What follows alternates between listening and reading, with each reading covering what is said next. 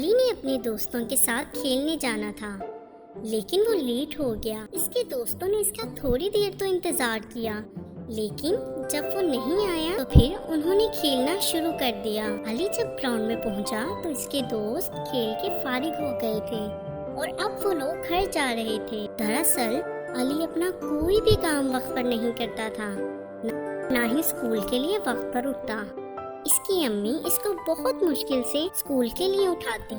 علی کے اسکول میں امتحانات شروع ہونے والے تھے، کیونکہ وہ اپنا اسکول کا کام بھی وقت پر نہیں کرتا تھا، اس لیے امتحانوں میں اس کو بہت مشکل ہوئی۔ جب اس کا نتیجہ آیا تو وہ مشکل سے پاس ہوا۔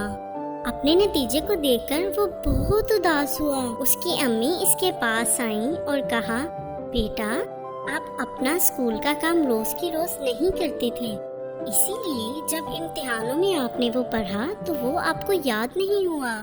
بیٹا ہم اگر ہر کام وقت پر کریں تو ہمارے لیے کامیابی ہے۔ ہمارے مذہب میں وقت کی بہت اہمیت ہے۔ ہر فرض عبادت کا وقت مقرر ہے۔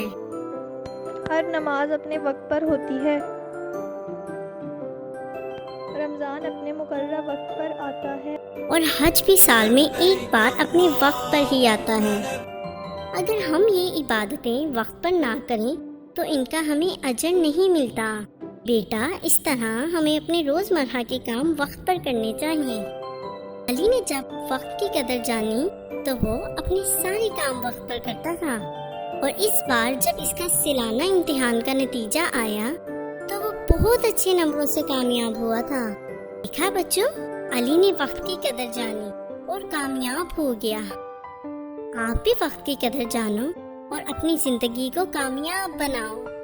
اللہ حافظ۔